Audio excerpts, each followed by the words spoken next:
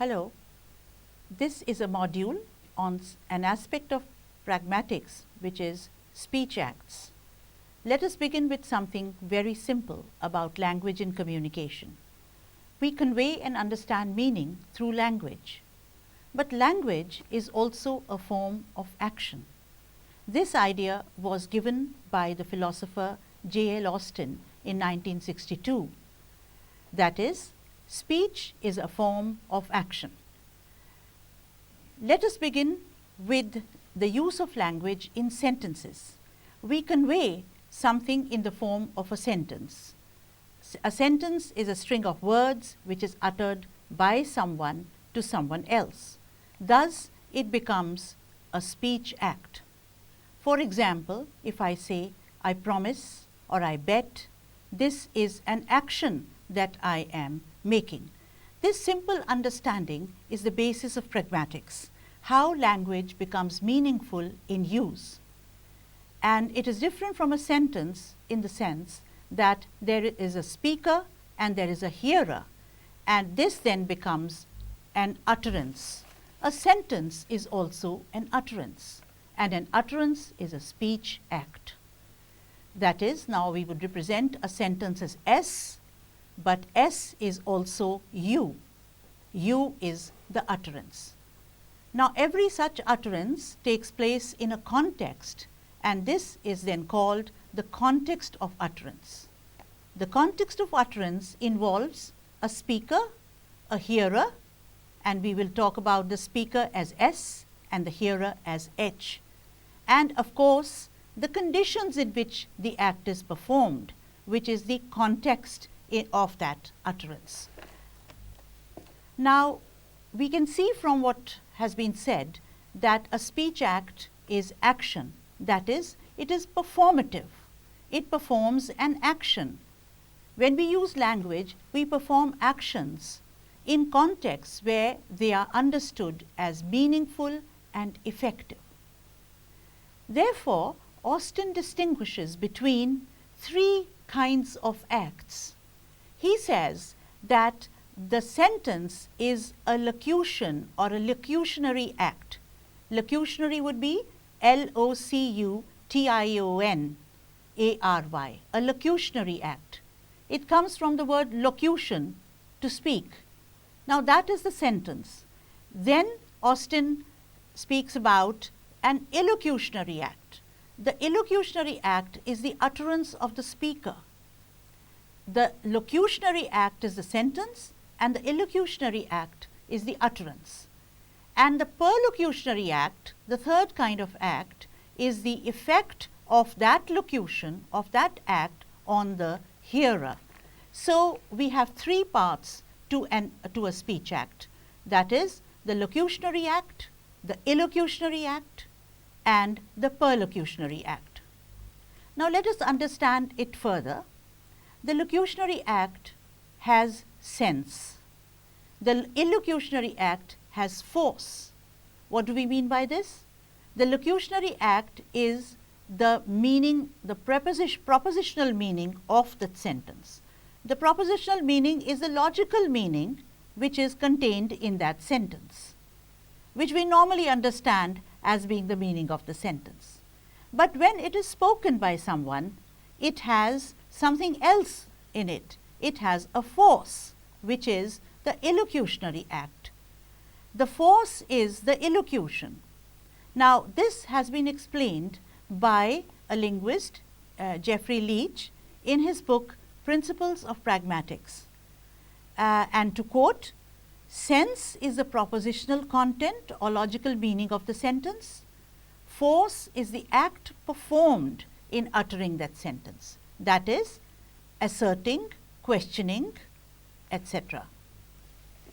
So, we might say that force is the real meaning and sentence is the logical meaning.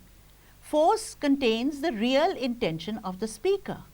A speaker may utter a sentence, but may mean something else by uttering that sentence, and that contains the force. Now, in an utterance, sense and force can be the same or they can be different. Let us take an example. Suppose we are sitting at the dining table and someone says, pass the salt. Now, if we analyze this sentence, we have a locution, and the locution is the imperative sentence, pass the salt.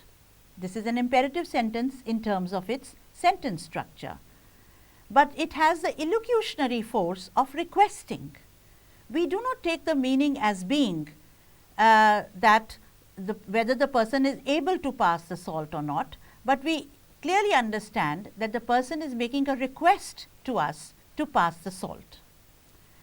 The perlocutionary act is understood by the hearer as being a request to pass the salt. So, here of course, we have a context, appropriate context in which this sentence would be meaningful, and the appropriate context would be that if there is a meal, that people are sitting at the table and eating and they need salt, and salt is there on the table.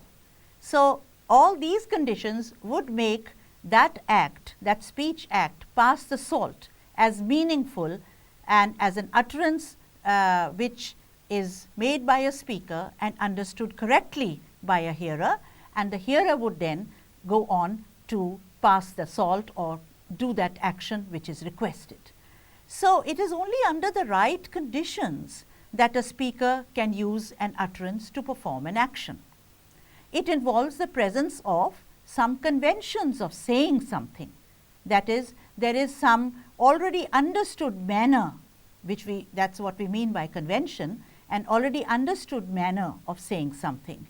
And of course, it involves some persons who are interacting, the speaker and the hearer, as said earlier, and it has some circumstances or a context. The correct and complete performance is needed. That is, obviously, a sentence has to be spoken. It can't be an incomplete sentence, but it has to be a complete sentence. And thoughts and the intentions which are appropriate for that action are behind that sentence. That is, some intention is there in the speaker to perform that action. Now, we can go on to understand this further, that in terms of their grammatical structures, sentences can be declaratives, interrogatives, and imperatives, while speech acts in them can be those of declaring, questioning, requesting, commanding, etc. From this, we might understand that speech acts are many more than sentence forms. Sentence forms may be limited, but speech acts can be many more.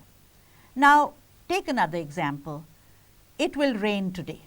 There is a sentence, it will rain today. It has a grammatical structure. It's that of a declarative sentence. It's a statement being made, and the speech act is that of declaring. So, what is the speaker doing here? The speaker is doing the action of declaring something, that is, that it will rain today. Here, there is no difference between sense and force. Sense of the sentence, which we understood as the logical meaning of the sentence, involves the proposition being made, which is that it will rain and that it will rain today. There is a condition that is being predicted. So, all that is part of the logical proposition of the sentence. The force here is that of declaring that it will rain. So, the speaker intends to make a declaration, and there is no difference between the sense, that is the sentence, and the force, which is the utterance. However, we can see that in some sentences we are very clear about the action which is being performed. This has been described by Austin by the term performative. That is, a sentence may contain a verb which tells us about the act being performed. For example, I warn you to be careful. I declare the convocation closed. I name this ship Enterprise. I protest. I insist. So, what do we have here? We have verbs like warn, I warn you to be careful. Declare, I declare the convocation closed. Name, I name this ship Enterprise. protest, I insist. So, we have the verb insist. All these are performatives. That is, they clearly indicate that the action that is being performed is the one described in that verb. So, these are called explicit performatives. The verb is there in the sentence, and so we come to know that the act that is being performed is of a particular kind. Now, declaratives are speech acts that change the world because of the very fact that they are uttered.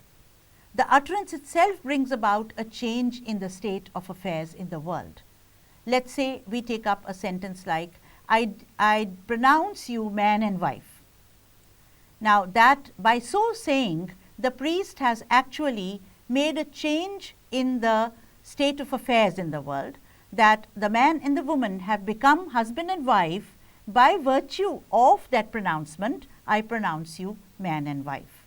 So, here the act is being performed as an explicit performative. It is a declarative by use of the word pronounce, and it is something which changes the world because of the very fact that it is uttered. I declare the sports meet open also has that same force of declaration which is there in the performative verb declare. But sometimes there is no verb which conveys the force. For example, be careful and I warn you. Now, if we take these two examples, in one there is an explicit performative which says I warn you. Now, be careful also has the same force of warning, but the first does not contain the performative verb. Be careful does not contain the performative verb, it is an imperative. I warn you also is an imperative, but it has a verb in it, warn. So, speech acts are actions performed via verbal utterances in appropriate conditions. For example, I promise to return your money is a successful act if it is sincerely meant by a speaker who has actually borrowed money, and only that person can then say, I promise to return your money.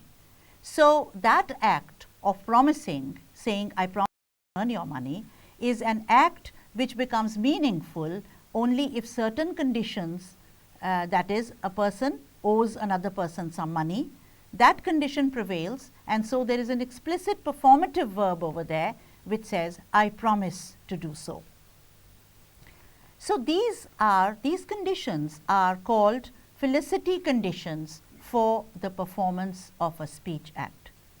These have been defined by J. Searle as the following: sincerity conditions, propositional content conditions, preparatory conditions, and essential conditions.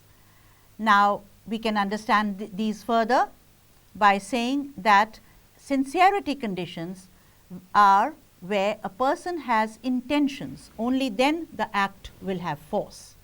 Propositional conditions are, as in the example, it will rain tomorrow, will be true only if the proposition pertains to the future, and it will be logical only then. Preparatory conditions, according to Searle, are the background circumstances of the speaker and the hearer prior to the performance of an act.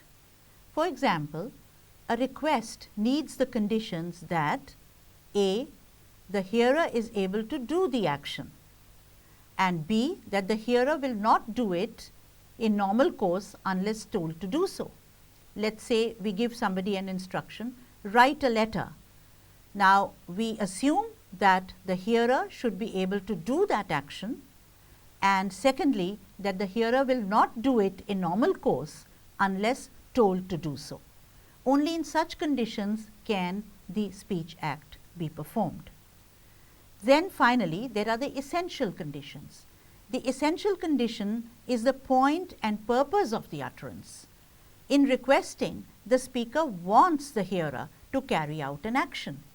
In promising, the speaker wants to commit himself to that action, and only then will that act be fulfilled, where the speaker would say, I promise to return your money. So these are the different kinds of speech acts. Some of the speech acts do not contain the performative verb. For instance, a judge may say guilty, and by saying guilty, the judge is actually performing an act of declaring a person guilty. Or a referee may say out, and by simply saying out, there is a declaration that the player is out. So these are the 4 conditions for the performance of the speech act, which are called felicity conditions, that is, to repeat, sincerity conditions, propositional content conditions, preparatory conditions, and essential conditions. So to sum up, the speaker S and the hearer H realize some meaning is intended. Then the speaker has some elocutionary goal in mind, that is the intention of the speaker, and the utterance has you, the utterance is you, and it also has a sentence meaning, and speaker intends hearer to recognize the force by the utterance. I'll repeat this. The speaker intends the hearer to recognize the force by the utterance. So we may reduce it to an equation like S means F by U. That is, speaker means a force by the utterance, by uttering something.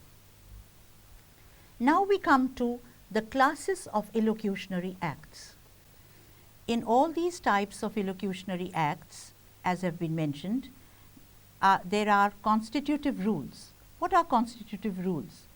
Constitutive rules govern the appropriate behavior and constitute the form of an activity. So going over the different classes of elocutionary acts, we see that assertives, for instance, have a truth value. That is, in asserting, affirming, informing, there is a truth value which is contained in that act. That is one of the constitutive rules. In expressives, it is the feelings of the speaker.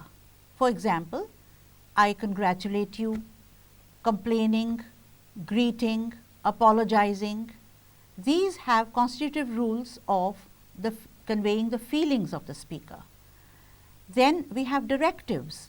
Directives are there to get the hearer to do something. For example, requesting, ordering, forbidding, warning.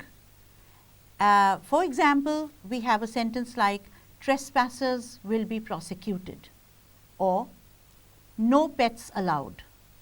So these are directives which have a certain constitution, that is, they are under the constitutive rules of forbidding or warning someone from something, doing something. Then we have commissives. Commissives commit the speaker to a particular course of action.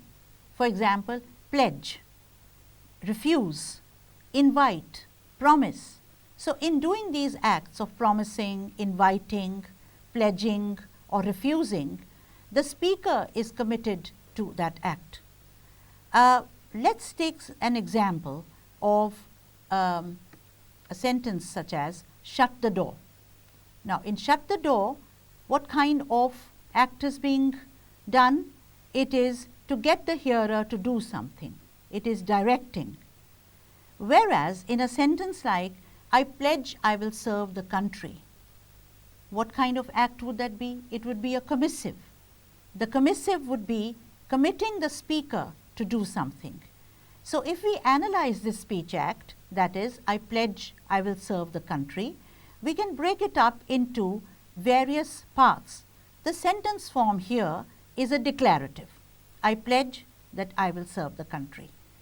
The speech act is a commissive, that is, the speaker is committed to serve the country. The preparatory condition here is a belief that it is necessary to do the action, that is, to serve the country. That action is a belief of the speaker, and therefore it constitutes the preparatory condition. The sincerity condition is the intention of the speaker to serve the country. because in so saying, the speaker is declaring the intention to serve the country. And the essential condition is that need for the speaker to do something as committed. That is, the need for the speaker to serve the country. And secondly, that the speaker is in a position to do as stated. After all, you can pledge to do something only if you are in a position to do so. So, these are the constitutive rules and the conditions which make up the successful performance of a speech act in a sentence like, I pledge to serve the country. Let's take another example. Take the sentence, I want to complain about the delay. Here the sentence form is again declarative. The propositional content is that a delay has occurred, that is in the past, about which there is a present intention to influence a future event. I want to complain about the delay. The speech act here is expressive. If you remember, expressives are ones which convey the feelings of the speaker. So, here the feeling of the speaker is expressive of dissatisfaction, but there may be additional form of commission or commissive, as the speaker wants something to be done by the hearer about the complaint. So, we have the expressive, which is the expression of dissatisfaction, as well as another intent or an additional force of commissive, that is something to be done about the delay. The preparatory conditions for the performance of this act are speaker believes hearer is in a position to do so. After all, we can only complain to somebody who is in a position to hear that complaint. Therefore, speaker believes hearer is in a position to do so. S, that is speaker, wants hearer to do so. Speaker believes hearer has some relation to or responsibility for that past event, that is for the delay. So, how many things do we have here? The speaker believes hearer is in a position to do something about the delay. The speaker wants the hearer to do something about the delay, and the speaker believes hearer has some relation to or responsibility for that delay. Only then we could say something like, I want to complain about the delay. Then the sincerity conditions are that speaker is dissatisfied, speaker wants to improve the matters, and the essential condition is that something unsatisfactory has happened and some redressal is required. Given all this, the sentence then, I want to complain about the delay, will be a communicative, meaningful speech act. So, the act of complaining is felicitous only when the hearer is the person who can do something to improve the state of affairs or is in some way responsible for it. There has to be a belief that the past event and the present state of affairs is highly undesirable. Only then will the utterance have the force of complaining. To summarize this talk and this consideration of speech acts, we have seen that meaning is a combination of the literal sense of a sentence and the force of an utterance as uttered by a speaker. Only then does the hearer understand what is meant. Therefore, we take each utterance as a speech act. The performance of such acts is regulated by certain constitutive rules or conditions, which are called felicity conditions. As such, they are bound by conventions, conventions of use, conventions of language. There are various kinds of speech acts, such as have been mentioned, assertives, declaratives, expressives, and commissives, and understanding the performance of speech acts is the basis of pragmatics. There are many other sub-classifications of speech acts under these major heads, but we will understand them further in a consideration of indirect speech acts. Thank you.